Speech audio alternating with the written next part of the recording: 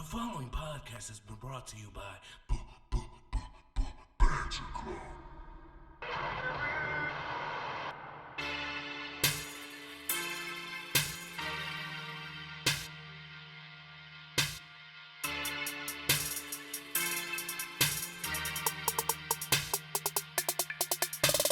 Porn and goodies, everybody.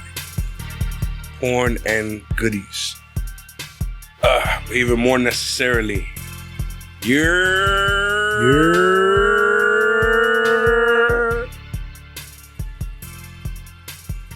Before we start, I would like to say a couple words.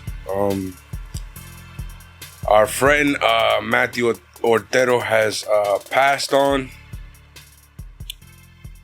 and he's no longer with us. You guys might know him from our live streams and our live reactions and stuff like that as The Fridge. And, you know, you might know him as well from the Year podcast, which is why we did that nice, beautiful little year before starting off. And, man, it's a whack situation. It's a terrible place mentally to be in right now. But we gonna pull through because he was one of those guys who was always having a good time, always having a laugh. And he wouldn't want, you know, life to stop. So, in his honor, we dedicate this show to you, my brother. Absolutely. You know, we may not have ever gotten to, you know, chop it up in person like we wanted to, but you know, every time he pulled up for a stream or, you know, in the group chat that we ended up making, always good vibes, always positivity, beautiful soul, and, you know, may God rest his spirit, man. Rest in peace to Fridge. With all that being said, I'm the Angel of Death 6XL. Joining me as always is your boy. That's me. Your 8-time Ramblemania champion, reigning and defending, TJ the Great. TJ the Great, too. Indeed, and we are the Banter Club, and we are here to discuss AEW Dynamite Decide on the hose. You know what's crazy? On Wednesday, it played again. they fucking with you at this point. They know what's going on. Yeah, I sent it to you on Spotify. On Spotify, it knows to play I've Got Hoes. I'm like, yo, y'all fucking with me now. Spotify pulling up like it's Wednesday. You know what that means. Yep. And it's on the work TV too, so you know that should be listening. For sure. Oh, man. So, of course, before we talk about AEW Dynamite, we talk about the little bits and pieces of news in and out and about the world of pro wrestling. Yes, sir. And, you know, we got some stuff going on. There's been a lot of stuff going on in general lately. June feels like the most eventful and most cursed month in the United States in general. But in pro wrestling particularly, is getting rocked by a lot of injuries, scandals, general nonsense. There's a lot of stuff going madness, on. Yeah. So, I mean, just to keep a short little tab on things that have happened in the last few days, let's talk about Windham Rotunda, the former Bray Wyatt. The man who named his child after me. He did. I forgot about that. Damn right. 6 Rotunda? Nash 6, I think it is. Yeah, Nash 6 Rotunda, something like that. Yeah. But that man, or Windham 6 Rotunda. Nash, one way or the other. Yeah, some shit like that. But I mean, we gonna figure it out because he applied for a trademark for the term, the name, I guess, Wyatt 6. He's also changed his Twitter handle to Wyatt 6 in recent times. Really? Yeah, he's got it set up for goods and services, which is, you know, merch basically, hats. I'm gonna talk to my lawyers. You gotta get you a cut. Facts, bro. My name is on it. Yeah. Remind me to sue that Sean Waltman guy too. Can't have all that going on out here. Oh God. But yeah, it's as usual. Anytime Bray ever tweets about anything concerning pro wrestling, everyone perks up like, so what you saying? Where you going? And then once again, the rumor mill pops up. Is he going back to WWE? Is he going to AEW? Is he going to Impact? What's he doing? We know he was shooting a movie, I think, recently. Yeah. And, you know, with that likely approaching its end stages, or if not ended already, it looks like he might be heading back into the game. So see what's going on with him. You know, Windham is a talent, super creative, so it'll be good to see him back wherever, whenever he decides it's time for him to come back. Same way I feel about Sasha. Same thing with Sasha Banks. Whatever she decides to do, whenever she wants to do it, she's gonna whoop ass. She's one of the greats. Yeah. Last week there were rumors that she might have been let go, but then apparently they reneged on those claims, and they're saying more to the tune of she was trying to get let go, but they weren't letting her. Yeah, so now it's and we still don't truly know whether or not she's out, but we do.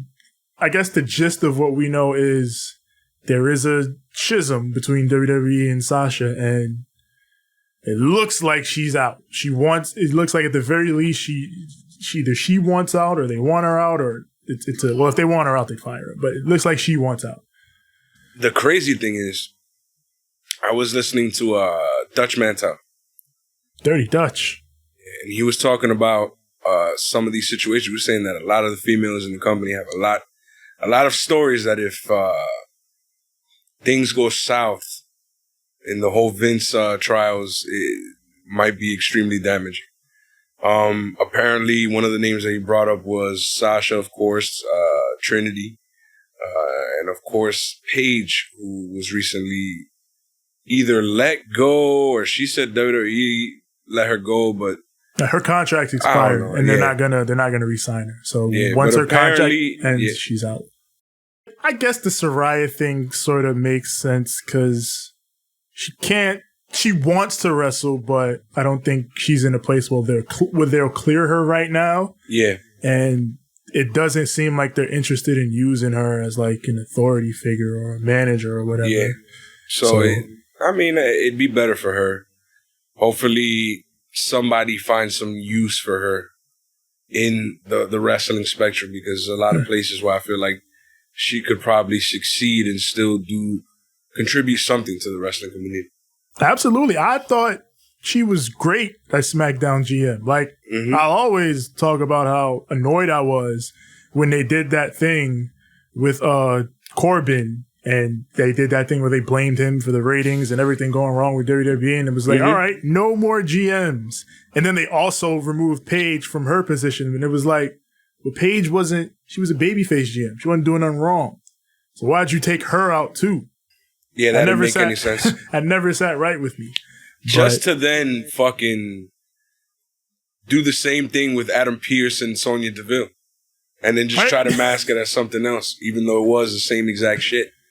They eventually went right back to fucking authority figures. Pierce was a face and Sonya was a heel, right? Mm-hmm. So more or less. Right. Because there were points where Pierce was being a dick and Sonya was the one who was. So they were like, and they weren't like technical GMs or authority figures. They just kind of made them general workers for the company and so on and so forth. It's just WWE doesn't know how to work without having some sort of power figure within the storylines. They just don't. So they just decided to find a way to make that happen without having technical names for these people.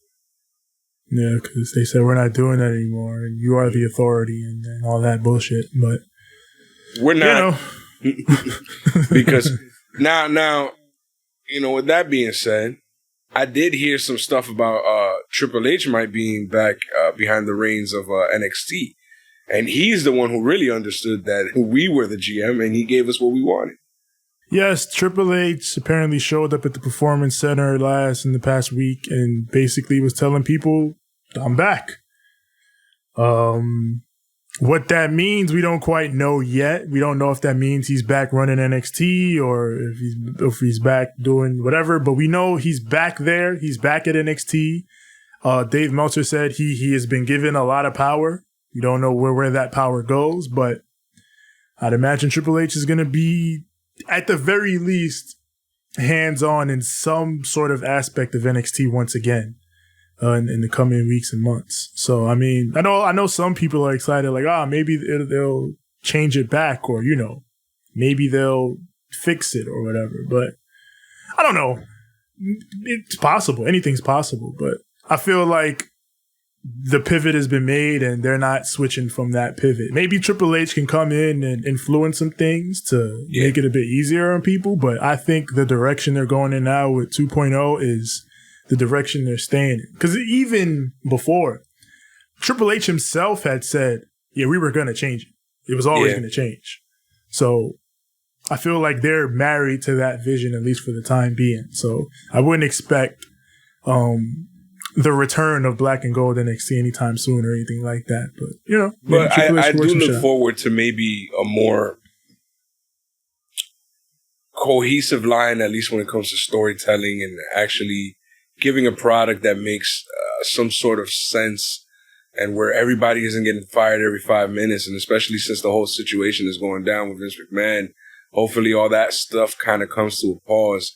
I really do believe that Triple H is back literally because of the fact that Vince is going through the situation. And there's no way that he can give all of that to Stephanie and put all of that on Stephanie's head.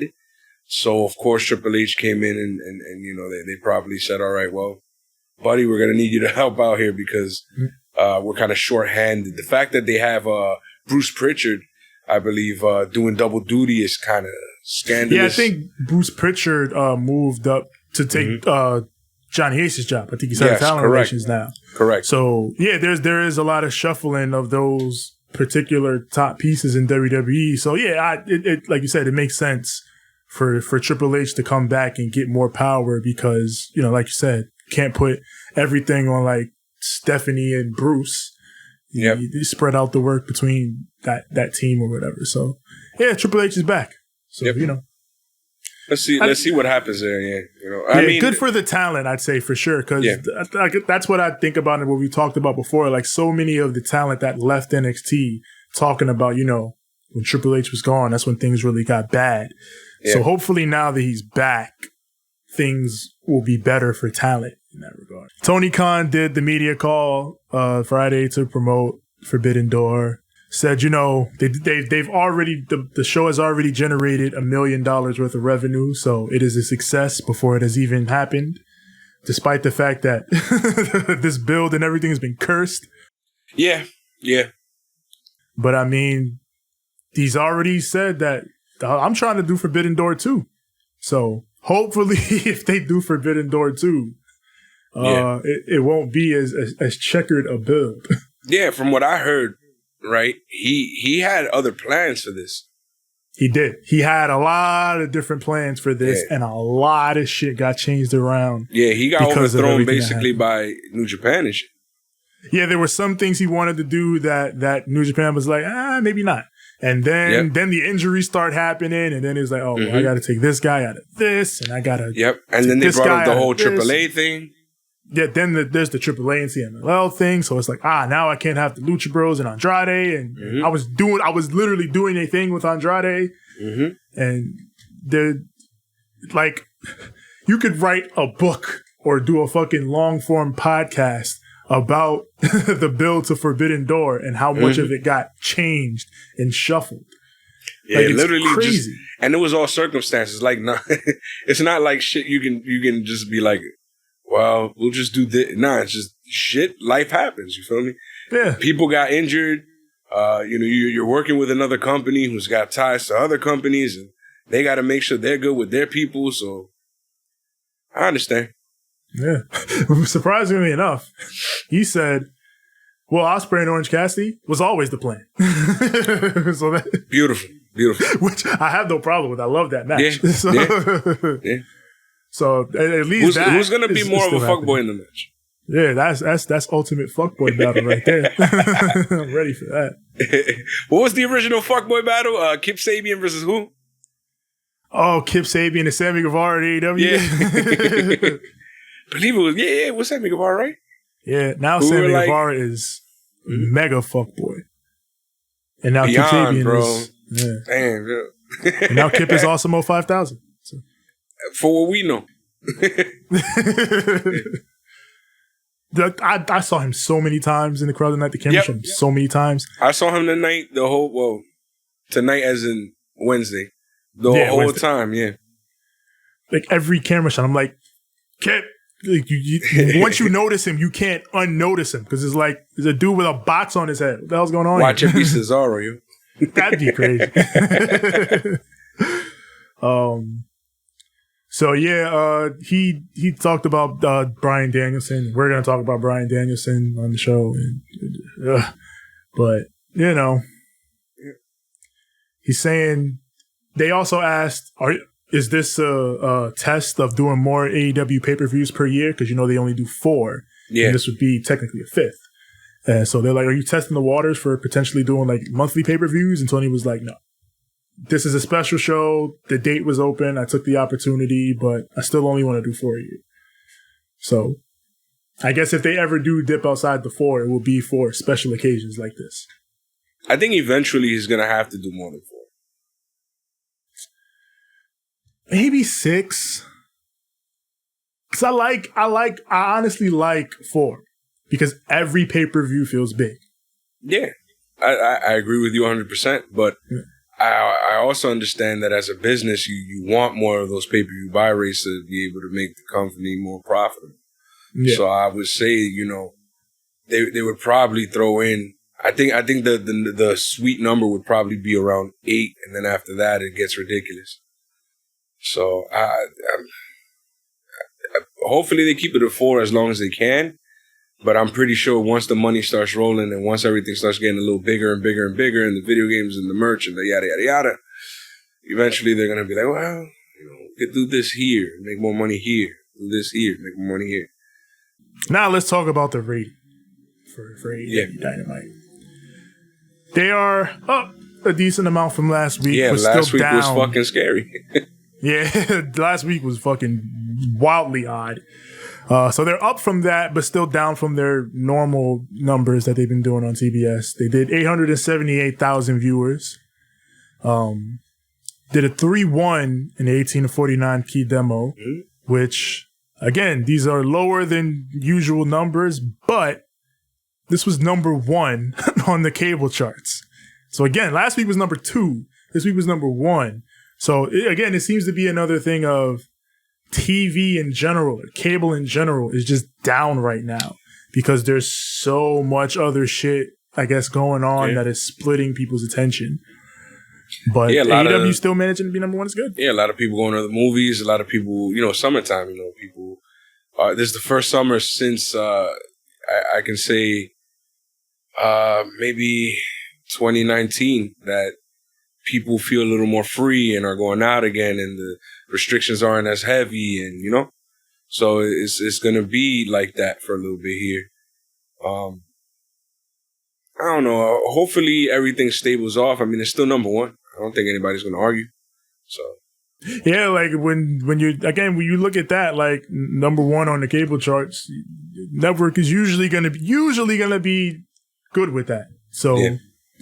I don't think they have anything to worry about in that regard, but it is a, you know, interesting trend to keep note of. Yep. But with that said, I think it's time to get to the Dynamite. Oh shit. Ugh. Yeah. Big Tev. Yes, sir. Are you ready? Indeed. No. I said, are you ready? Spits water. I am ready. Then, for the thousands in attendance and the millions watching at home. You. And for one big brother that we now got up there commentating matches with the likes of Andre the Giant and Roddy Piper. Right, you get to watch Eddie right now. That's crazy. Word. Shut up. Imagine Eddie versus Pillman. Yee! Yeah, he getting to see all that. Shh. It is time to light the fuse. And bring the boom. And let's banter. AEW Dynamite from Milwaukee, Wisconsin, home of the Bucks. And of course, we're opening the show with the American Dragon, Bryan Danielson, set to address the people about his future. I already knew, because I watched the news in the morning, and they were already explaining the situation. And they explained it a lot better than he did, which is kind of... Him and Punk fucking were mad vague in their addresses. But say like when it seems like that's the thing in AEW, set to address his future, that's when you know it's not good news. So yep. Bryan comes in the ring, he gets the mic, he's like, it's a great week to be an AEW fan, a pro wrestling fan. I don't feel like it, but I guess. But we got Forbidden Door Sunday, where we're going to see great professional wrestling. And then we will see the bloody spectacle that is blood and guts. He says I'm still hyped that William Regal said it. Yes, I love that. Again, TK got love for Black and Gold NXT. AEW has more love for Black and Gold than Black and Gold has for Black and Gold. Who was it? Braun Breaker. They had him kill the Black and Gold. You know, Bryan says, I was excited to be part of both these events. I was excited to crush Zack Sabre Jr.'s trachea. Jesus. Yeah. Why he say it like that, though? Like, who says that? Right? I was gonna crush that guy's trachea. Yeah. The crowd cheered. I was like, fuck. Yeah, I knew you guys be excited. Yeah. He says, I was excited to beat up Chris Jericho's flaccid crew of cocksmen. What? Bars. I understood that perfectly. What the fuck you mean? This man really been hanging out with William Regal for a long time. He picking up all this shit. He picking up bars, bro. For sure. Yo, Jericho on fucking what was it he said? He said something hella British on fucking on Rampage. Oh, he did. I forgot. I forgot what he said. All right, I should have took notes on it. Arse or some shit. I don't know. I'm gonna kick his arse. Bryan says, I've got good news and I've got bad news. The bad news is I am not clear to compete at Forbidden Door or Blood and Guts. The crowd boos. He says, fear not. He says, fear not, I will come back. I can fucking read 500 words a minute. I can run around up and down and not even break a sweat. My mental capacity, you see I'm firing on all cylinders. I am good and I will be back. And that's not even the good news, though. Here's the good news. Eddie Kingston, he called me a judgmental prick, right? And he's right. I am a judgmental prick. And because I'm a judgmental prick, you know I have really high standards. So with that, I have found the one person I trust to take my place at Forbidden Door and at Blood and Guts. Please let it be Cesaro. You guys would be astounded by what this man does in AEW. Please, Cesaro, please. Crowd goes all New Day with it, and they're like, "Who? Who?" Start chanting, "Who?" Please, Cesaro, please. Right, that's their homie. And then Bryan is like, "Hey, you guys know I came out of the bad guy tunnel. I'm not gonna tell you." And then they start booing. They booed, but you can hear they're also laughing. Like, he did come out of the bad guy tunnel. He did us dirty. There's a kid like, in the crowd with a faded ass Austin 360 shirt. Yeah, oh hell yeah, that's probably his dad's. Facts. There's also a guy with a black and the black and white and the black and red NWO shirt, which is kind of throwback too. I'm like, where y'all getting all these shirts from, bro? Those don't exist no more. Where you get? Put a nigga on. Let me know. Facts, bro. Let me know where you getting all these shits from. I want the heat. Yeah. So Bryan's like, yeah, I'm not telling you guys, but I'm also not going to tell Zack Sabre Jr. either. You're all going to find out on Sunday. So, I mean, Cesaro. Right now, yeah. Cesaro. I would love Claudio, and low-key, even more than Claudio, honestly, I want it to be Jonathan Gresham. Okay. I would love if it was Jonathan Gresham. Thought you had beef with that man, but okay. Of course I got beef with that man, but, you know, I acknowledge that he is probably, if we're talking about best technical wrestlers in the world, and Bryan and Zack Sabre Jr. are the top two, then you gotta have Jonathan Gresham right behind them in that conversation. By the way, this has nothing to do with nothing, but he's like astoundingly small. He is. I was not expecting for him to be as small as he is, but then I saw him in an interview on Rampage with a whole bunch of other people that I know damn well not like the tallest people in the world. And because we've seen him with other people, obviously, that we know. But I'm here like, how the fuck? Like, he doesn't even seem that small in the ring. That's why I'm like, wait, what? He does. Yeah, he doesn't necessarily wrestle like a small dude. Yeah, he's so brolic as all shit. Yeah, he's fucking ripped. So he like Gresh is awesome. I love Gresh. Yeah. I hate Gresh because you know Jordan. But I love Gresh. Yeah. It's complicated. God bless that mama sota.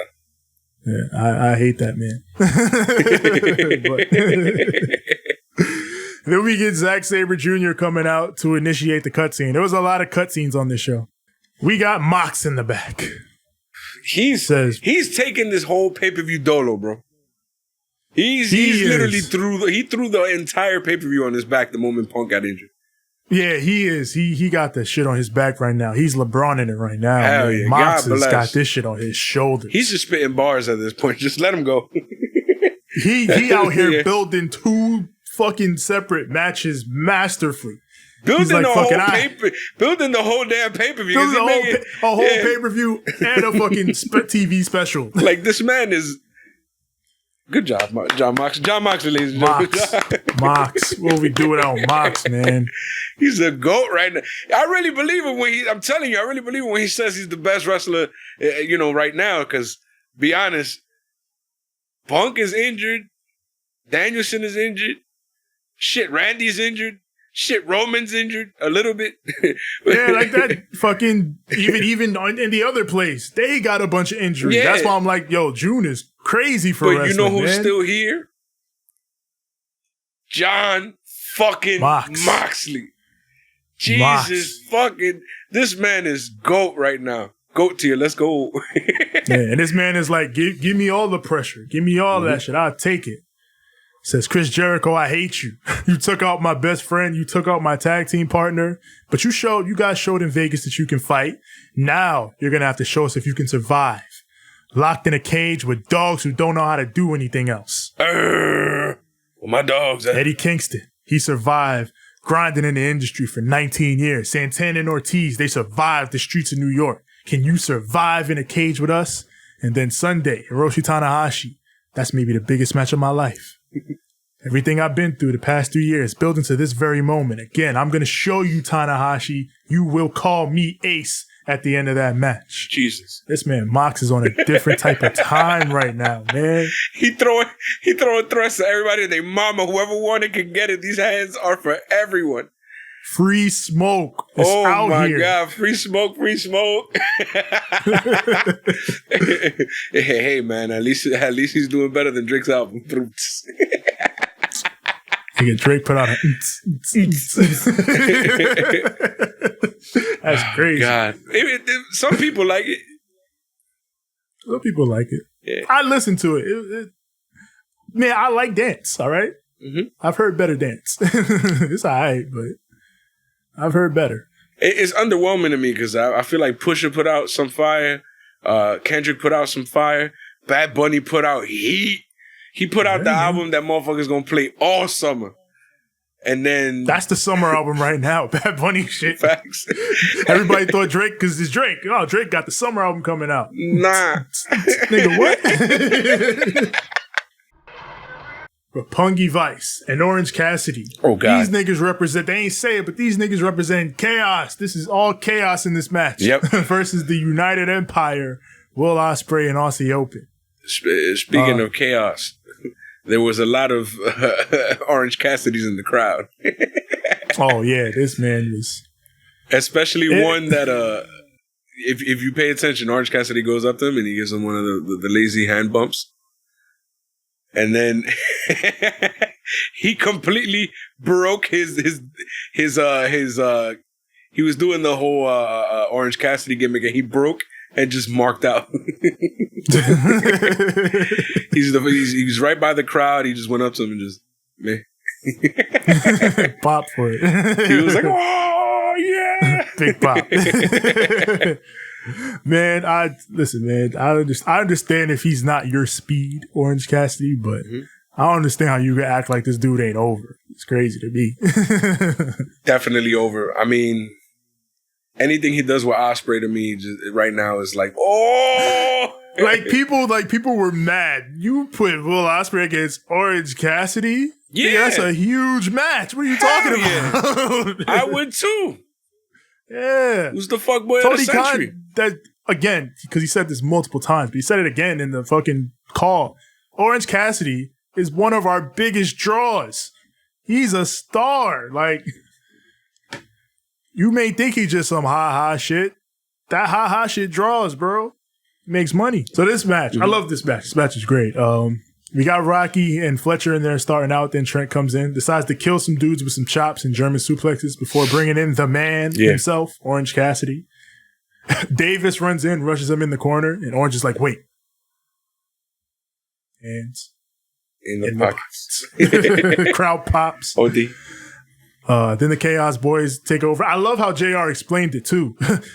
Well, he couldn't really do anything because the ref was holding him back because Orange was in the ropes.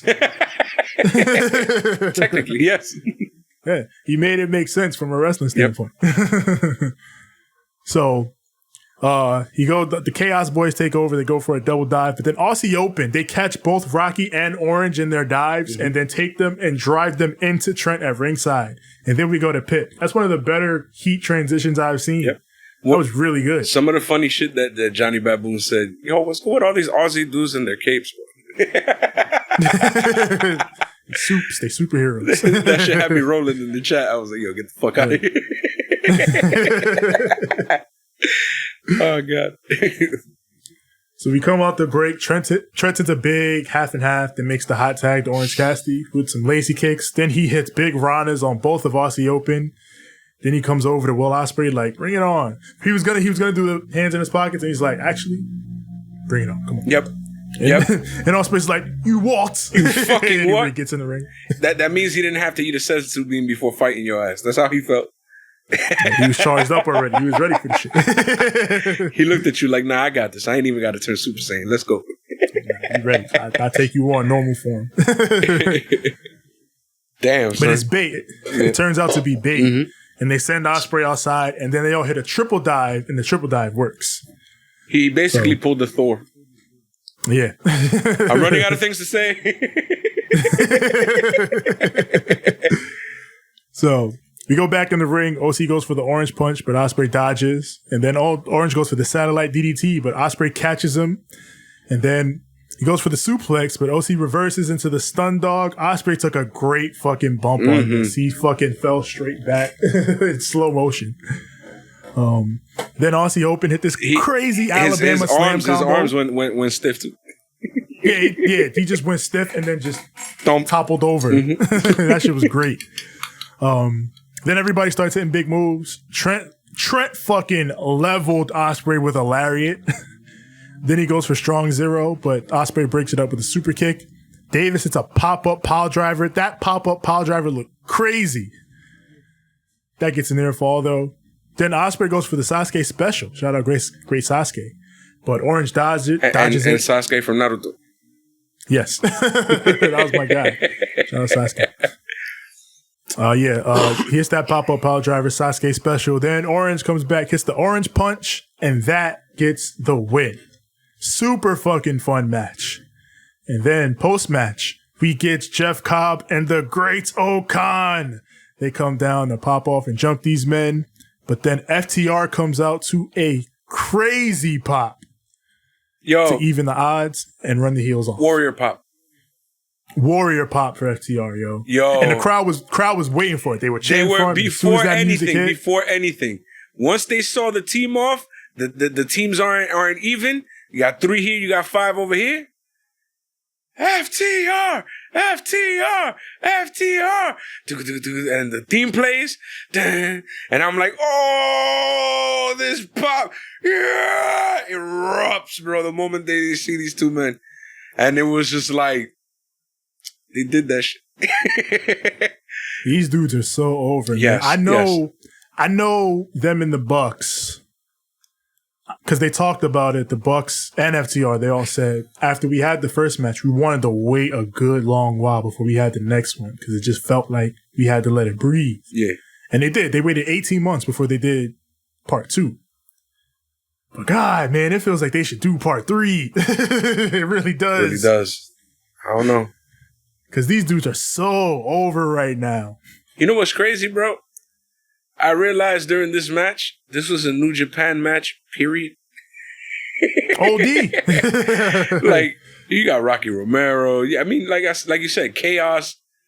And then you got the Aussie boys. So it's like, yo, this is legit a New Japan match in the middle of AEW, which is kind of fun. This whole show was low-key. There was New Japan guys up and down. This was a treat, especially later on. Oh yeah, we're going to talk about later on. But Tony Khan even said going in, like, we're going to have the most New Japan representation we've ever had on an AEW show on this show. And he was right. They did. Now, let's talk about some ROH representation. Let's fucking go. Lethal, yeah. Sonjay Dutt and Satnam Singh. Even though I don't like who they with. And it got nothing to do with his personal, it ain't got nothing to do with the way he wrestles or anything. We haven't really seen anything from him. It's just the way they brought him in is the worst way to bring anybody in of all time. You know? Right? Forever, it's just going to be like,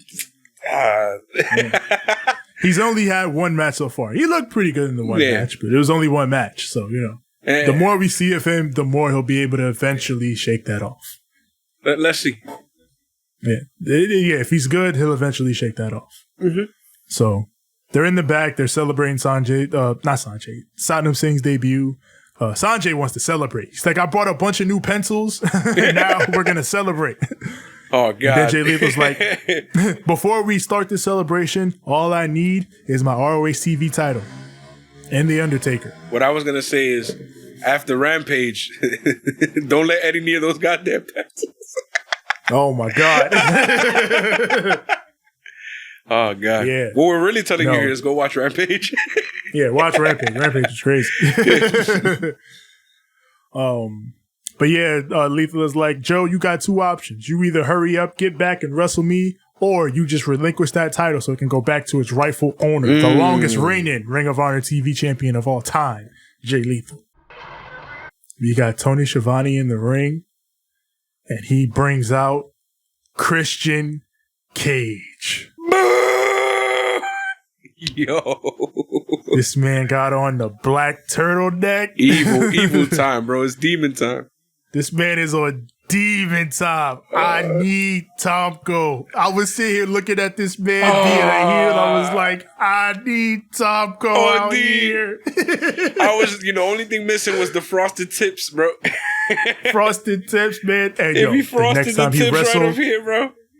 I need him to come out with that hoodie. Next time he wrestles, man. I need that hoodie. Christian gets in the ring. The crowd is booing like crazy. And Christian's like, I can stand here all night till you shut up. Ooh. He sound like a teacher, bro. Right? They keep booing. when you're being a dick and you're bugging out in class. Right. And the teacher's like, I can do this all day. I can do this all day. We don't have to learn anything. Yeah. We can just sit here. You guys can go crazy. I don't care. We can do this all day. Yeah. You see, it's rude to make me talk over you people, but here you idiots in Milwaukee go. And they boo louder. That's exactly what a teacher does, man. Christian Cage is a teacher. So then Tony's like, Christian, the people want to know why Why did you do this to Jungle Boy? And Christian's like, you didn't think I'd let Jungle Boy get away with eliminating me from the Casino Battle Royal, did you? Really? Really? This is what it was all about? Tony's like, that's a bit petty, don't you think? Christian's like, yeah, it is petty. But you know what? You know what's even worse than Jungle Boy eliminating me from the Battle Royal? The reaction of all you people when he did it. You all cheered. I am a pro wrestling legend. And I deserve better than people cheering when I get eliminated from a Battle Royal. This is crazy. This is insane, bro. It goes all the way back to the hug this that man, he gave him. Wow, bro. This man hatched a plot. I'm going to infiltrate the squad. We going to be gang. I'm going to make sure everybody in the team is love. Bull. Shit, my man. God damn, Christian. Why? He just keeps getting worse and worse through this whole thing, bro. Yo, this promo is an escalation of pure dickishness. Yeah, and then he started talking about how he didn't give a fuck about... He didn't come in here to elevate the young talent. I ain't come here to elevate young talent. I came here to make a bunch of money. Fuck yeah. That was brilliant. He's like, hey, listen, I know there's some guys out here who are upset about how much they're getting paid. You want to know how to get on my pay grade? Here, I'll give you a tip. And I'll give you it for free because you can't afford it. Jesus. He's like, here's what you do to get on my pay grade. You have legendary matches, but not just a match that, is going to get forgotten about in a week. You have a match that's so legendary that they name pay-per-views after it. This man out here spitting bars. He says Jungle Boy doesn't have that killer instinct. And the proof is the one time I don't accompany you to that ring and give you that pep talk. That's the one time you lose those tag titles. Damn. Toni throws the last week after the show where Christian is, drawn with Jungle Boy's mom and his sister. Tony's like, why would you say these things to his mom and sister? And then Christian's like... Oh, God, no. This Christian is when you start calling Jesus? Nah, this is when he went no, off I'm the saying, rails. This is when you call Jesus and be like, Jesus? Christian out here, why? You don't have to... I'm gonna post that fucking Dragon Ball Broly meme. Broly, look! Niggas is wildin'. Christian is niggas right now. Please, Jesus, you're gonna have to handle this man right quick. Right here, officer. Him. This is the man. Not only is he's out here calling himself Christian, which is the... Go ahead, tell these young people Christian how fucked up this man is right quick. Go ahead. First he says, I was only giving Jungle Boy's mom the chance to apologize for giving birth to him. Wow. But I guess here's why she's mad. Here's why she's mad, all right? I guess she saw her knight in shining armor go off into the sunset. She wanted, she was a little sweet on Christian Cage. Yo. I guess she saw a new father figure for Jungle Boy. I know Jungle Boy saw me as a father figure. But here's the thing, Jungle Boy. I didn't want to be your dad. You already have a dad. And he's dead. Dead? Jesus. When you look at this. Right here. Look. He wildin'. He wildin'. Jesus. Jesus. You seeing this shit? Did you hear? Come on now, man. Dog. He can't get away with that shit, dog. He still ain't done. He's like, it's probably for the better, too, because he would have been ashamed to see what you've become, Jungle Boy. He would have been ashamed to see you crumpled at my feet, refusing to fight back. So, Jungle Boy, you enjoy early retirement at 25 years old. You smacked his head between two chairs. How is he fighting back? Explain this shit to me. The man just had a hellacious ladder match.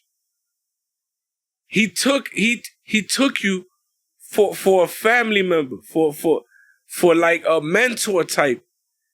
And you smacked his head between two chairs. So he keeps talking his shit. And it's Lucha time, bro. Yes, Luchasaurus storms down to the ring. He's ready to kill this man. He gets in the ring. He grabs him by the throat. Christian's like, I can't breathe, Luchasaurus. Stop. I gotta talk to you. I don't want to talk to you in front of these people. Then he says, remember what happened to Marco. Jesus. Him. Get him. Get him. Would you look at this? Would you look at this? Come on now, America. It's great. The Luke Perry line ain't even like it was crazy, but it didn't even give me like that. When he said, "Remember what happened to Marco?" I was like, "Yo, hold up. What do you mean? What do you mean? Remember what happened to Marco?" Now this shit makes me think it's your fault. Wait, hold on. Yeah, what are you talking about? And then after that, he's like, "Luchasaurus, listen, you're like a son to me." Jesus. Would you look at this? Jesus. Would you look at this? You just gonna ignore this, Jesus? This man is wilding out here. This can't be. You can't allow this. You cannot allow this. This is wild. You don't even let me eat too much. You gonna let this man do all this? I be eating some good shit. All of a sudden, my stomach hurt. But this motherfucker out here calling out dead people, people who got fired, lying to a motherfucker saying you're like a son to me. Telling a dinosaur he's a son. Jesus. Luchasaurus is older than him. What are you doing out here?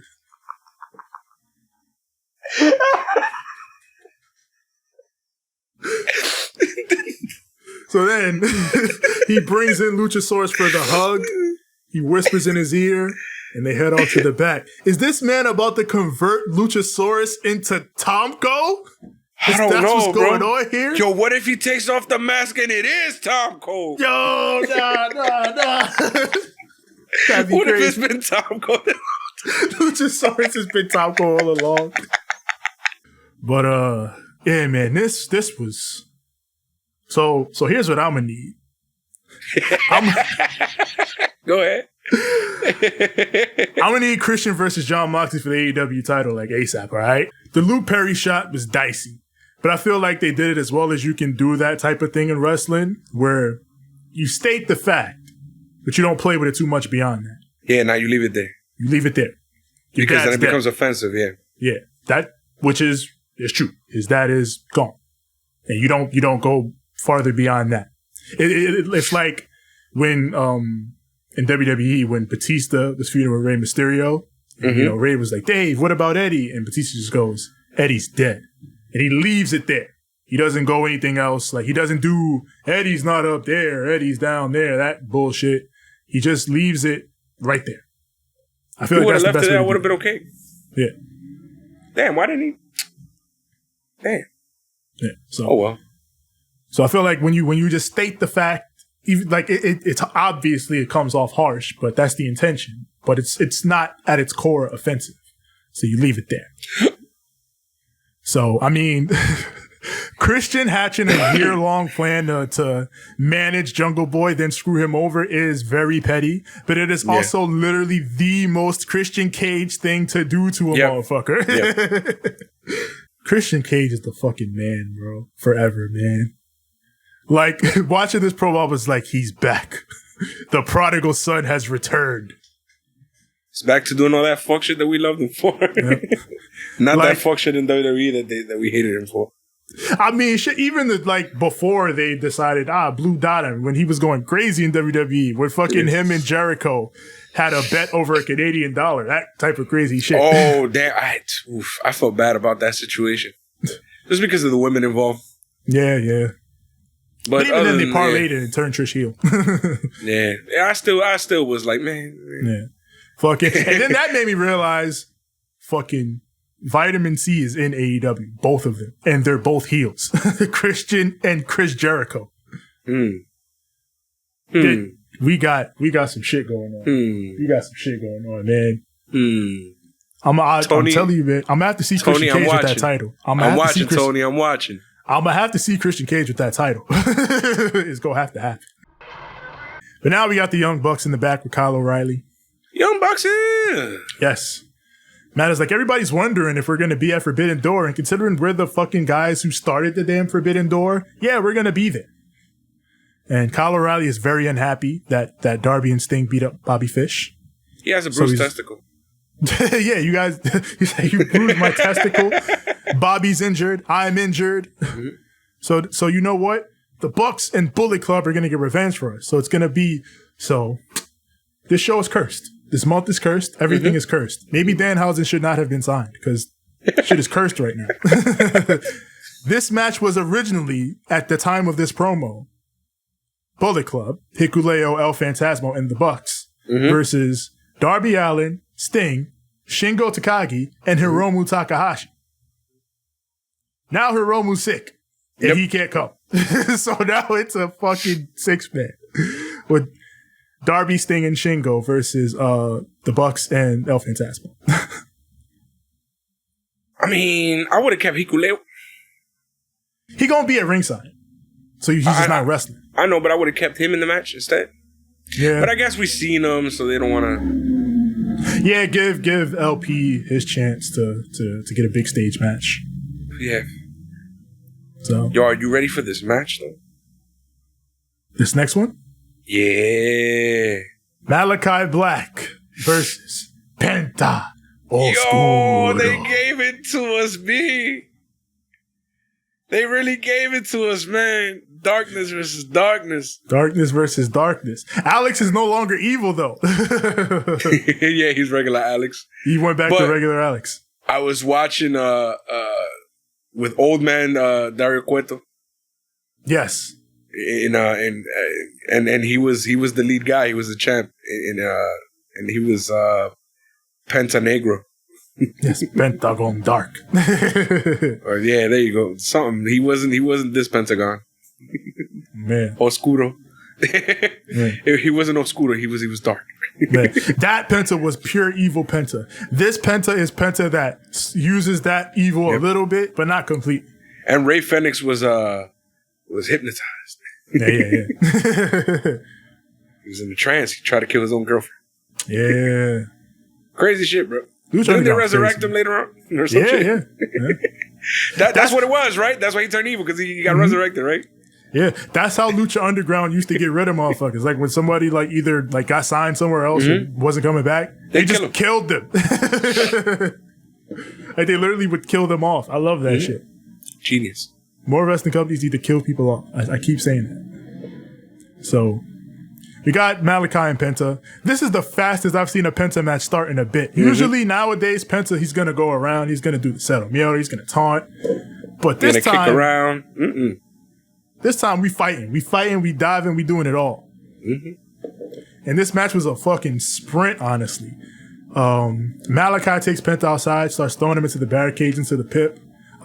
He in the ring, he puts on an abdominal stretch on Penta, and JR goes, "Is that similar to what we would call an octopus Excalibur?" Excalibur goes, "Actually, the octopus is when the leg is wrapped around the head." And JR goes, "Well, it's close to an octopus. He's a squid." What? Yes, Jim. Yes.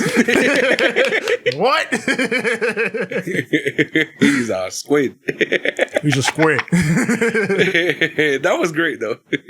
That popped me. Jim got some bars. Yeah.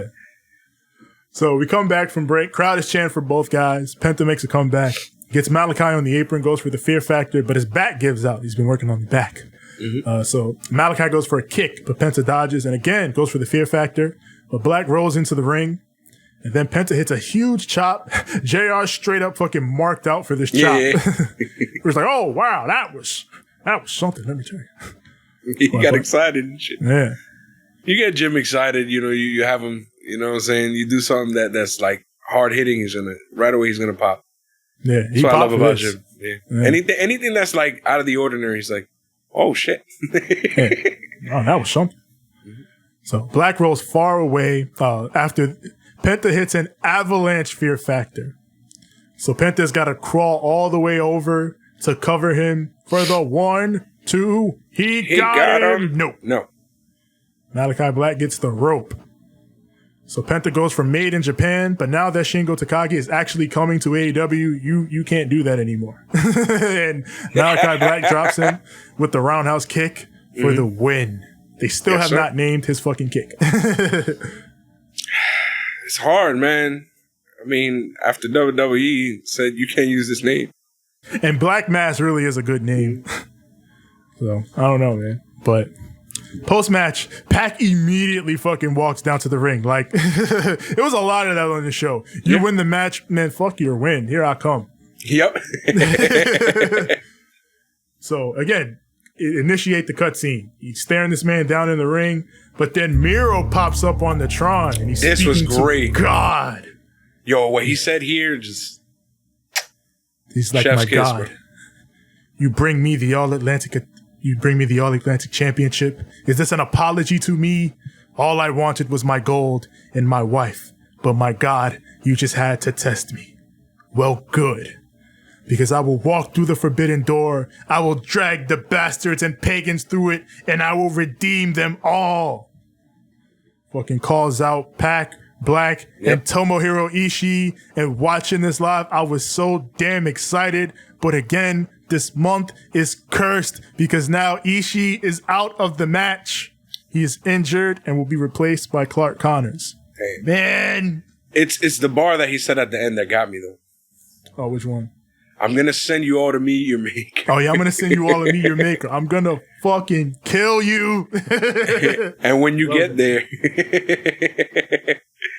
you let him know that I'm coming. I'm like, this nigga. Yo, he just threatened God, my nigga. Yo, how you say that? I'm going to send your ass to God. And when you meet him, tell that nigga I'm waiting for his... What type of time is this man on? Like, you're always different. Yo, you thought Vince was bad. This man is literally like, nah, we got beef, bro. This shit on a long-running feud with God, bro. What the hell? This man is feuding with God. That's crazy. Man, what is wrong with this man, bro? You're different. Now we got a short video package. Wardlow still wants that TNT title. He says, Scorpio, whenever you get better, I'll be waiting to welcome you into Wardlow's world. We got Hangman Adam Page versus the last real man, Silas Young. We looking real Ring of Honor out here. He looks like if you shrunk Butcher. Yeah. Yeah. Shrink Butcher, put him in wrestling tights. And boom. The only thing that I could say that I don't like about this man's look, because he looks like an old school grizzly, tough old school wrestler type of dude, is that I don't like his trunks, man. His trunks don't fit the gimmick. He's such a savage, and then his trunks are like gold and silver with designs. I'm like, bro, you should have just had all black trunks, bro. Yeah, like straight up mean. And he's worn all black trunks in the past. So I guess, make a little more money. Get yourself a little nice. Steve made all the money in the world, never changed the black at all. Shit, yeah, hell, that's right. That man made more money than just about anybody in pro wrestling, and all he ever wore was black tights. Pair of black boots, pair of black trunks, a whipper man's ass. That's it. That's all he needed. Yeah. He got his black wrist tape with his black vest. And his black, what do you call it, steampunk shades that he had from time to time. Oh, yeah, you rock those. And then he had his gold earring and his gold chain given to him by Brian Pillman. Now, Austin with the chain and the earring, that was a different monster. Chain, earring, and black shades, bro. I'm telling you, that was peak Austin. That was a different man. That was Steve Austin with the police sirens in this thing. Facts. Proto Stone Cold. But like I said, we looking real Ring of Honor out here, and Excalibur even talks about it. He still had a rivalry in Ring of Honor. Former TV champion, this Silas Young, 2-time TV champion. Him and Hangman had a big feud. And Silas Young got some real spring in his step here too. I think he knew, this is the big stage. I got to show out for this one. And he did. Like, these two start chopping. Then Silas sends him outside, but comes back with a big lariat. Then Hangman hits the Arihara moonsault into the break. It's fun to watch Silas Young play heel, but since he's from Milwaukee, the crowd ain't having it. So they're just cheering both guys. Yep. Yeah, but that's what you're supposed to do. Yeah. Because they're not going to boo Hangman because, they loved him, the Hangman. But then Silas, he won us. He from here. They literally took a cowboy and a Stan Hansen Jr. and told them, yo, go out there and murder each other. Yeah, and these two went for it. We come back from break. Hangman hits a superplex, and then Silas Young comes back, goes for the split-legged moonsault, but Hangman dodges, drops him with the clothesline, then hits the apron, and then goes for the buckshot lariat. Where was RVD? Right? RVD was like, dude. He was in fucking Japan. And Noah, like, dude, watch me do it. You guys are gonna do split-legged moonsault? Fucking look at this. I can still do mine, dude. And he still can. Mine is cool, man. Yeah, Hangman gets the buckshot and he gets the win. Again, post-match, immediately Cole is like, cut the damn music. Fuck that shit. It's story time with Adam Cole, baby. Nobody can, you know. And because you can't get a word in edgewise, all of a sudden a song starts playing. Who's that? Right? And then out comes Jay White to immediately interrupt Adam Cole's immediate interruption. At least Jay White apologized. He's like, Adam, I'm sorry for interrupting story time. Hey, but I owe you an explanation. Yeah. He's like, see, I am the catalyst to pro wrestling, so I'm responsible for all of this. And that means I have to make Forbidden Door as big a show as possible. So while I would love to make this about Bullet Club and the Undisputed Elite, and I would love to do a friend a favor, I can't give you this match, Adam, because you lost to Hangman. He pointed, he said, to him. Yeah, you lost to him. Yeah. Twice. When he said twice, I was like, what? Hangman is in the ring like, you're right. You're right. So he starts walking down the ramp to the ring and addresses Hangman in the crowd. He's like, you all want to know who I'm facing at Forbidden Door. But I'll tell you this much, Hangman. It won't be you. And Hangman fucking decks him like, fuck you. And starts whipping his ass.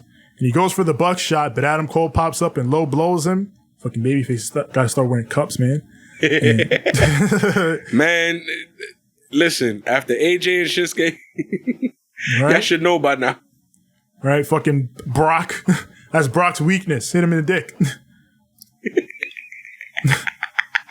It's true. Yeah. So they're in the ring. Jay White's beating down Hangman. Adam Cole picks up the belt, the IWGP Championship. And it looks like he's going to hit Jay White with it. But then Jay turns around and he locks eyes with Adam Cole. And then Cole's like, yeah, pick up Hangman. I'm going to hit Hangman with this. Yeah, get it. I'm going to get it. Right. Okay. So they set him up. But then dropped the dime. The coin drops. And at long last, the Rainmaker, Kazuchika Okada. They fend off the heels. They do the stare down. And here we are. Fucking Hangman and Okada. In this match, you're safe. Okada, Jay White, Hangman Paige. He almost hit the Rainmaker on Jay White. He did, but Jay White slipped out. Yeah. So yeah, we got the four-way, the IWGP World Heavyweight Championship. At Forbidden Door, it's a four-way. Yeah. Yeah. Ooh, I can't wait, bro. Yo, my son. That's gonna be some special. I brag about it when I can, just because, you know, I've gotten to see Okada wrestle in person once, and he's a special dude, man. JR was putting him over like crazy. This guy's one of the best I've ever seen. I've called his matches. He's amazing. He's one of the best going. Yo, I'm not gonna lie. He looked type fly. Yeah. My son Okada out here coming out fly. Yeah. He's like, I know how y'all Americans do. I'm gonna come out here fly. Yeah, I know how you Americans get down. This seeing him again in like a major American promotion in the ring and everything, it reminded me of how tall he actually is. Yeah. He damn near towered over all these guys. Yeah. And you be talking about how usually the Japan guys are a bit smaller. Not in this case. Yeah, Okada's a big boy. Yep.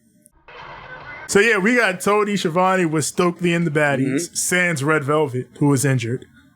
But Jade is like, man, we could be worried about Red Velvet being injured, or we could understand that the show must go on.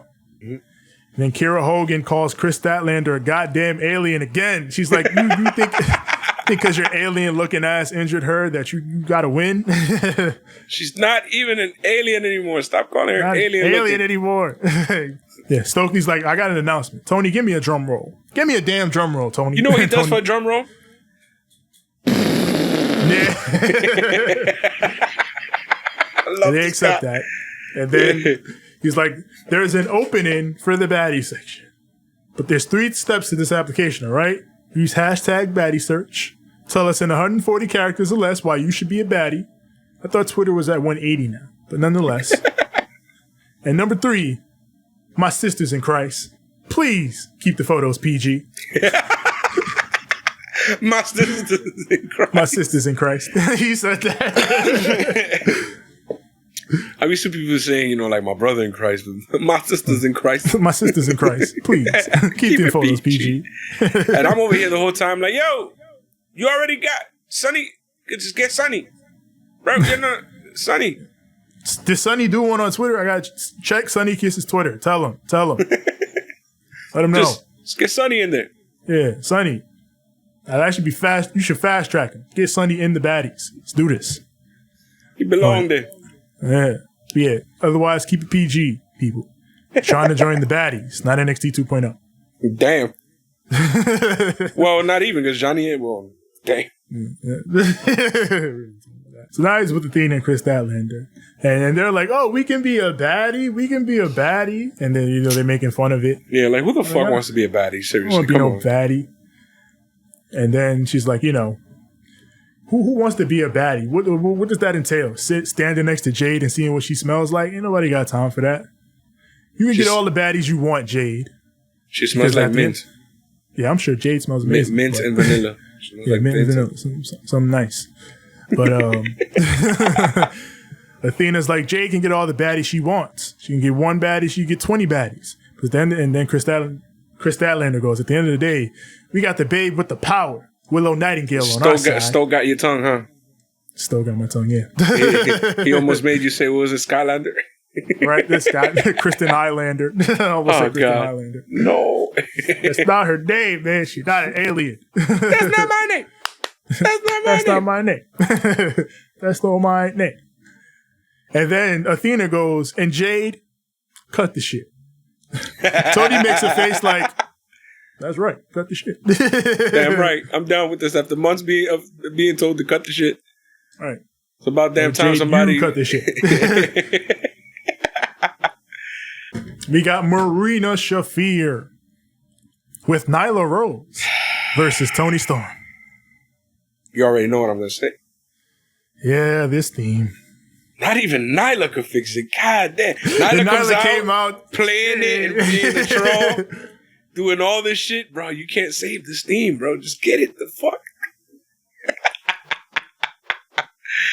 Oh, man, just get it off my TV, bro. It's not going to work. Yeah, it's not going to work. And, I'm cool with Nyla and Marina being a little squad. I like that. That's cool. But come out to Nyla's theme, though. Yeah, come out to Nyla's theme, shit. Fuck is this sad shit you got me over here playing? I feel like she's just having flashbacks of where she came from, all sad. This is where I was trained to be a killer. It's a cold winter and shit. Everything is in black and white. Yeah. No, everything is in twilight tone. Yeah. That bluish sepia. Some fucking dude standing in the middle of the room like Walter, fucking just yelling at everybody. Terrible, bro. Shit crazy, man. If you go and give him a sad, like, you know, that real, like, Eastern European kind of, like, Russian type of, like, you know, vicious type of song, go for something like Walter, or go for something like Rusev's theme. You know what I'm saying? Yeah, they changed Walter's theme, didn't they? So, yeah, you can use that now. Because that's public domain. His name is Gunther now. Yeah, whatever. They changed Walter's theme. So, yeah, you can use that now. So, Marina's working over Toni early, sends it to the floor where Nyla hits a senton. And then, I love the way she hit the senton and then immediately walked up like, I ain't do nothing. And we go into the pip off that. And we come back. Toni's working her way back. They're trading. Toni hits a big headbutt, but then Marina sends her outside with another boot. Toni's able to come back, gets her in the ring, And then it's time to kill this woman dead with the hip attack. She did this setup, and I simped. Absolutely. I simped. I had to. She clapped her booty a couple times, and I was just like, she did. "Oh Jesus! Oh Lord!" And then she was going for the hip attack, and I was like, yeah. like a puppy about to get taken outside, bro. Like literally. Should be different with Toni, man. She different. Yeah. Then she hits the hip attack. And then Marina, she's able to come back real quick, go for a pump handle, but Toni reverses into a crucifix cover and gets the 1, 2, and 3. I like how Toni's getting these wins lately. She's out wrestling these girls. And then she even popped herself because she was like, oh, oh, I got your ass. Yeah, like, oh, you want to talk about being the best wrestler? Yeah. You over here had a homie and everything, and I whooped your ass. Come on, let's go. Yeah. But then, of course, on this show, nobody is allowed to celebrate their victories. As Nyla immediately comes in. Yeah, numbers. Always. And, they beat her down. But then Thunder Rosa runs down to make the save. Then they fight the heels off. Even numbers. Yes. And Toni Storm grabs the belt, hits Nyla with it, sends her off. And once again, she and Rosa share a stare down. It's the way that the stare down begins, though. Because when she goes and she hits her, she goes to like swing that belt at her, right? Now she's in possession of that title belt. Now she looking outside like, She holding this belt, and then she turned around, and behind her is Thunder, and Thunder's like, that's mine. Yeah. Please and thank you. Once again, you have my belt with you. Yeah. And I'm like, And I like it. It brings a little intrigue. It makes you feel good. So we got Darby and Sting. They are reunited. Darby basically says, yo, Kyle O'Reilly is pussy. He said he's injured. I don't think he's injured. He just don't want to fight. But it's fine. He got a bruised nut, bro. What do you want? Yeah, fucking Sting hit him with a bat in the balls, bro. Yeah, of course Sting he got a bruised nut. Come on now. I believe it.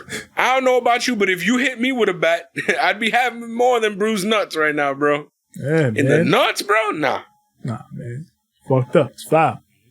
But Darby's like, it's fine. You want to send Bullet Club after us? We got Shingo and Hiromu. Or they had Hiromu. But, at the time of the recording. We got Shingo and Hiromu on our side. We're going to show you guys. And Sting says, come Sunday, it's showtime. Woo! Yes, indeed. And then, of course, we got Excalibur. He runs down the Forbidden Door card in 2 seconds. He tried. He was dying. Yeah. Poor guy. At the end of it, JR was like, Excalibur is no longer with us. He has ascended to a higher plane. Yep. He's like, oh, God. He had no breath, bro. Because they tried to ask him a question afterwards or some shit.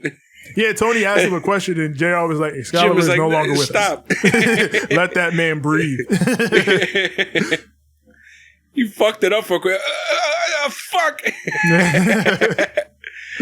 Breathe, homie, breathe. I think after that there was a preview for or like a little quick promo with Alex Abrahantes, and Ray Phoenix. And Ray Phoenix, and it made me laugh because Ray Phoenix had a striped shirt and he looked like a ref, and I was cracking up.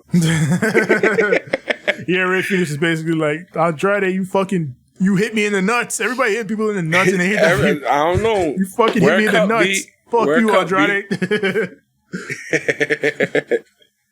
So yeah, he's gonna fight him on Rampage. It looks like there's been enough talk. It's time for the main event. Chris Jericho and Lance Archer versus Jon Moxley and Hiroshi Tanahashi. What have I become? Now that I've betrayed everything I've ever loved, I pushed it all away. And I've been a slave to the Judas in my mind. Is there something left for me to save in the record? Yo, by the way, I didn't give enough credit to Dasha. Oh, yeah, because Justin Roberts, he wasn't there he hasn't been there for the past 2 weeks. So it's been Dasha. Dasha been killing it. And she was out here looking elegant as fuck. Like, mad stunning. Like, when you see, like, there's a difference between, like, you see a girl, you're like, damn, she's fine. With Dasha, I was like, oh, she's stunning. She's stunning. My goodness. Yeah, bro. It's a different vibe, bro. She's my lady. Yeah. She's looking great, bro. She looked great. She did a great job. Yeah, and she's been doing good. Yeah, it pays to have experience in that job. So, yeah, man. Doing good. And fuck with that shit. At least she ain't got to deal with, was it Ray Phoenix talking about? Wow. Oh, God. R.I.P. to whoever got to watch Spanish commentary for Forbidden Door. If Ray Phoenix is on it. Wow. He ain't rested on it, so he might be. No, he can't be. We good. He can't be on this program. Oh, yeah. He's not allowed. Not allowed in the room. Yeah. That's why they all had matches for Rampage. Yeah, that's basically why they put all the fucking luchadors on Dynamite and Rampage. Mm-hmm. They had Penta on Dynamite, and they had Andrade and Phoenix on Rampage. Yeah. Mm-hmm. That was Forbidden Door for them. So yeah, Regal, he puts over William Regal is putting over Jon Moxley like a monster in this match. He's like, Jon Moxley is the most important man in this building tonight. He represents AEW. He must defeat Hiroshi Tanahashi on Sunday. Mox and Tanahashi, they meet up. They give each other a quick stare down. They're going to get these motherfuckers tonight. Then it's you and me Sunday. And then he's in agreement. And then they rush the ring. They're brawling. Fucking during the brawl, Tony's like, with Forbidden Door and getting it set up, I know there's a lot of politics in wrestling. JR very sarcastically goes, no. I love JR, man. People be talking shit, but I'm telling you, Jim Ross still got it. And I feel like people have realized though, because people have been pointing out, when it comes to putting over a lot of these Japanese talents for Forbidden Door, he's been the one really doing it. Yeah. Like, he's been the one, like, Tanahashi is one of the greats. He's one of the greatest of all time. Okada is one of the best in the world. He did commentary out there for a little bit. Yeah. Like, I think people, like, because his commentary there, he didn't know those, because when he was doing commentary, he didn't know those guys as well. But it's been years since then. So he grew to know them. Yeah. And now he has experience calling their stuff, and he knows how to put them over. By the way, did you peep, there's a part here where both Jericho and Tanahashi are in the ring, and I'm like, oh my God, look at all the floofy hair. Right? They have really good chemistry together, too, Jericho and Tanahashi. Hell yeah. They OGs. They have that OG, like, match vibe, too. Yeah. They wrestle like OGs, yeah. I remember Jericho even said, like, when he wrestled Tanahashi, like, he was shocked that, like, this guy is so good. Like, I can work so easily with this guy. So, like, sometimes you got to. Yeah, it says something. It says something for that level of talent. You got to be able to, like, have a guy where, I feel like in every company there's a guy that, like, I feel like everyone can work with no matter what. Yeah, for sure. Yeah, and it's like you said, you need that type of guy. He can be an anchor to the company. He elevates everybody he gets in the ring with. So him and Mox look cool as shit together. Hell yeah, they look great. Fucking Mox takes Jericho over to the ringside table. He looks directly into the camera. He's like, blood and fucking guts. Yep. Before Sammy interferes, and then the heels take control into the break. Fucking Sammy. When Mox came out, he flipped them both off. He walked right up to them and was like, fuck you and you. By the way, during this whole thing, this is when I see Asamo the most. Yeah, because at one point they're fighting right by him. Yeah, there's a point where they go to the corner. Yeah. And I think there's a chair there or some shit. And Moxley, like I think he's hitting Jericho. And he starts pounding on him, and you see Awesome 5000 there with his pink fucking blazer. Yeah, he's just and his box on his head. Just, yeah. I'm telling you, yo. Also, did you hear that this kid Ziggler was hanging out with his brother backstage? Oh, Dolph? Oh, that's what's up. He'd be hanging out with his brother Nick, bro. Yeah, his brother be there. That's crazy that Vince he probably don't even care. Yeah. Because I'm sure fucking Ryan has probably been backstage at WWE a few times. Yeah. So, yeah. Sure. But there's been people who've gotten in trouble for, being around AEW, so. Yeah, I guess, pick and choose. Mm-hmm. But we come back from break. Ace is making his comeback. He goes for the sling blade, but Jericho goes for the walls. Mox breaks it up, and Archer sends him outside. Follows up with the tope suicida. Beautiful. And then Jericho goes for the Judas effect, but Tanahashi dodges, hits him with a knee drop, and then Jericho goes for a crossbody. Tanahashi goes for a crossbody, rather, but Jericho's counters, and then he turns into the walls. Mox makes the save with a big cutter, but then Archer breaks that up, and Mox runs in with the String Brady. Then he gets the hot tag, rolls through on Archer, hits the paradigm shift, and then tags in Tanahashi, who follows with the high fly throw. And that gets the 1, 2, and 3. You know what I like about this? Yeah. This entire show. You have all these guys from Japan that some of the non-hardcore audience might not, they don't know who some of these guys are like that, And I really appreciate that AEW has given us a chance to at least see at least one of those guys from each match that's from New Japan have a match here in AEW, so that way we can more or less, even the people who don't know can get acquainted and be like, oh, these guys are really, really good. Yeah. Although this crowd right here, though, was like super duper smart, because whenever anybody New Japan came out, they knew they popped for the themes, they popped for everything. Like they knew. Yeah, when the coin dropped, they went off. They knew that was Okada instantly. Mm-hmm. Like this was a smart crowd, but I like that for the people at home watching on TV who might not know, and for the guys who again are not super duper diehard, I guess you could say international fans. Like you're giving them a little bit of everybody, so now you know more or less about everybody. So even somebody who's not really into New Japan can watch this show on Sunday and be like, you know what, I kind of watch this guy, kind of like this guy. Well, I don't like this guy, stuff like that. So that's kind of cool. Yeah. They definitely did the best they could to give you a proper, really a go home, a build up and a go home show for Forbidden Door. And they like I get, even going back to JR and commentary and everything, they really did everything they could to put these guys on to, like you said, the people who may not know them. So let's talk about this ending right quick, so we can talk about how good of a go home this was. Oh, this was fucking chaos. So Mox and Tanahashi are now staring each other down in the ring, talking shit. Oh, yeah, talking a bunch of shit. Talking shit, yeah. But then out of nowhere, fucking Eddie Kingston and Wheeler Yuta run down for some smoke. Yep. They start whooping. Eddie always ready for the smoke. Eddie always ready for the smoke. He hates Chris Jericho, so he's out here whooping Jericho's ass. Yuta's all out here trying to fight with fucking Archer. Just remember, he chased Jericho with a pen. Right? And then he goes back to commentary. He goes, I need another pen. Where's the pen? I need a pen. You took all the pens, bro.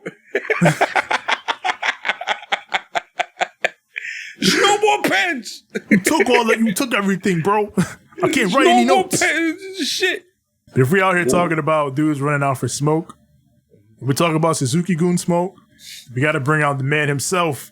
Minoru Suzuki comes out. Woo! I popped big. I was like, yo, Suzuki's here? What the fuck? Yo, he came out in the leisurest wear I've ever seen him wear. Right? Hands in pockets. Just, sup, guys? Right? He was just chilling, enjoying the show. He's like, oh, my squad fighting. All right, let's go then. Let's make it happen. I'm going to have to throw hands. Damn, all right.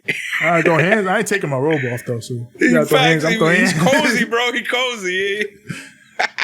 So Minoru Suzuki, he could definitely whoop a man's ass in a robe and flip-flops if he had to. Surely he's cozy, bro. Yeah.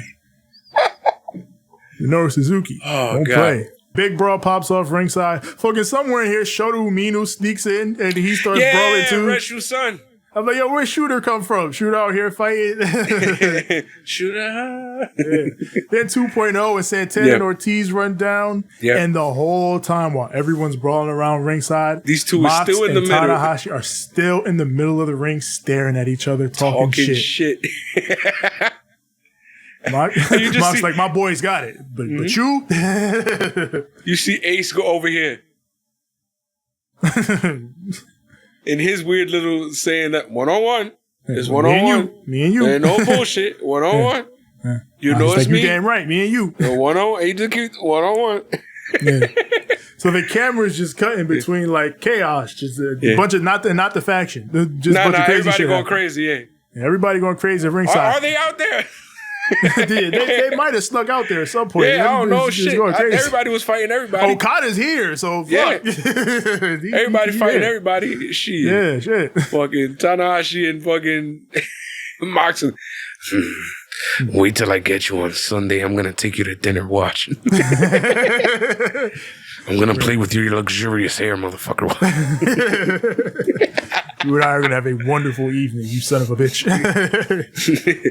I'm gonna light candles and all that shit, motherfucker.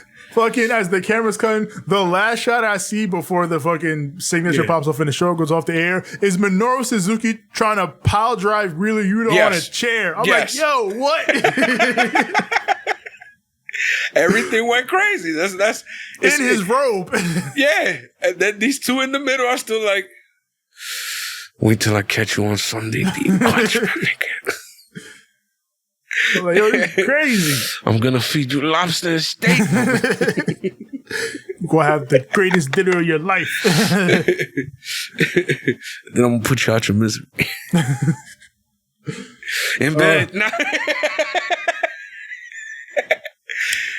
So yeah, that's Dynamite. That's the go home. This felt like an old school WWE fucking situation.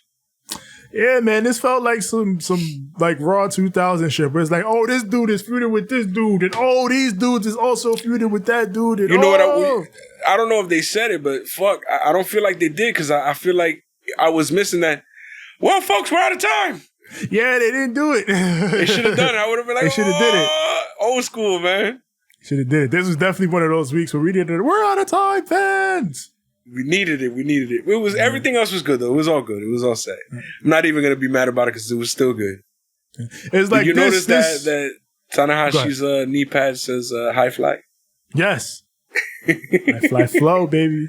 Hell yeah. But that's Dynamite, and yeah, like it's like we've been talking about with the dark cloud hanging over everything. Like despite all that, like we said earlier, you can really tell that TK and probably Gato and everybody, they really want to make this shit work. So they loaded this show, like bunch of New Japan talent, bunch of cool moments and run-ins and everything happening. They really did their best to hype the show up on Sunday. Like it did, and I feel like they did a good job, man. I feel like they did a really good job. Rainmaker showing up is crazy. Cause like I genuinely did not know, like, are we gonna get Okada? Like I was like, we gotta get Okada, right? Then I like we were in the 11th hour. And here he is. Here he is. Shit, in America. And I think Tony Khan even said, I had no idea if I was gonna be able to get him until like the night before I got him. Yep. He said, yeah, that was one of the things he was talking about, yeah.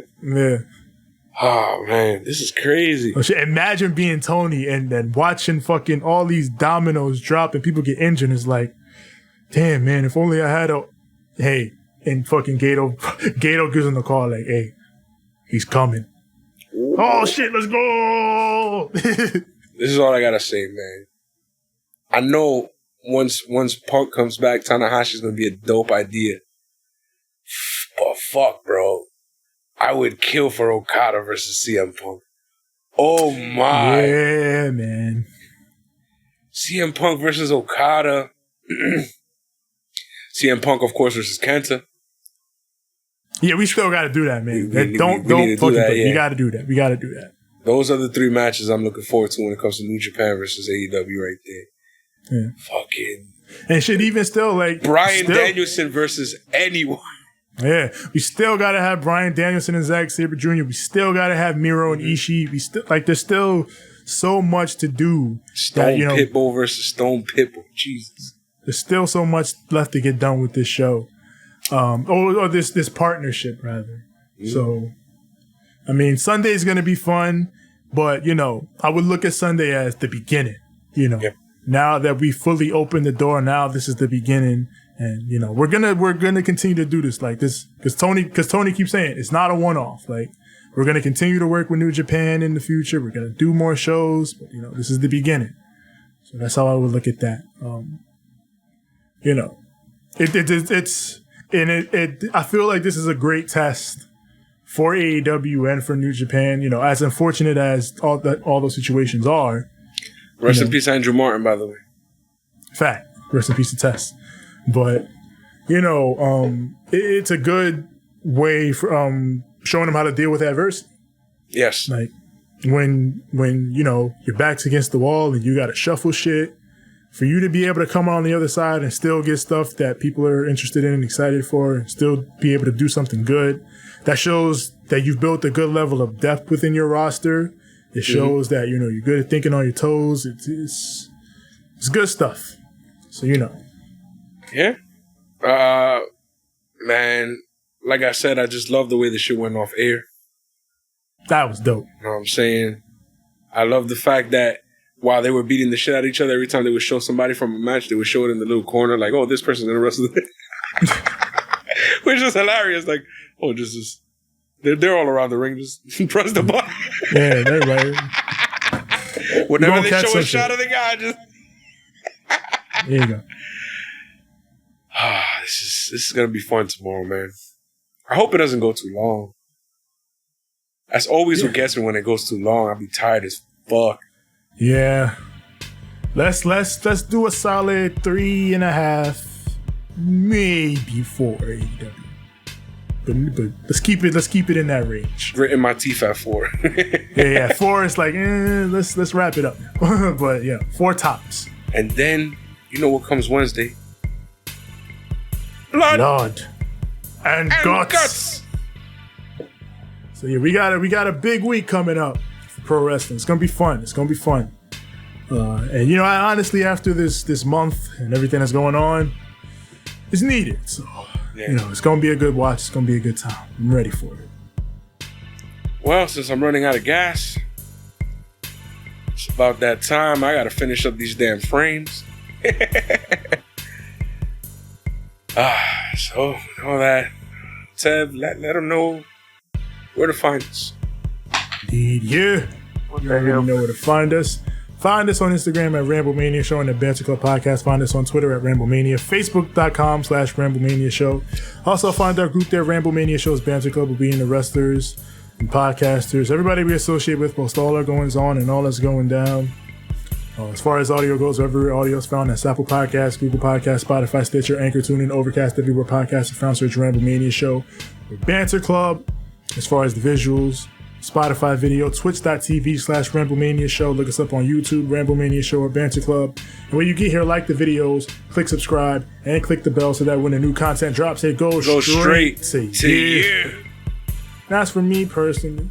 Find me on Instagram at TJ the Great One. That's TJ the GR, the number 8, the number 1. And find me on Twitter at TJ the Great. That's TJ the GR, the number 8. It's as simple as that. TJ the Great.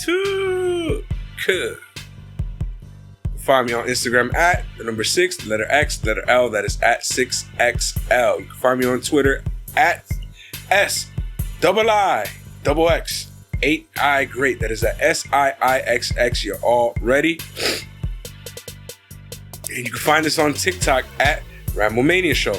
We post funny clips from these shows that we make for all of you.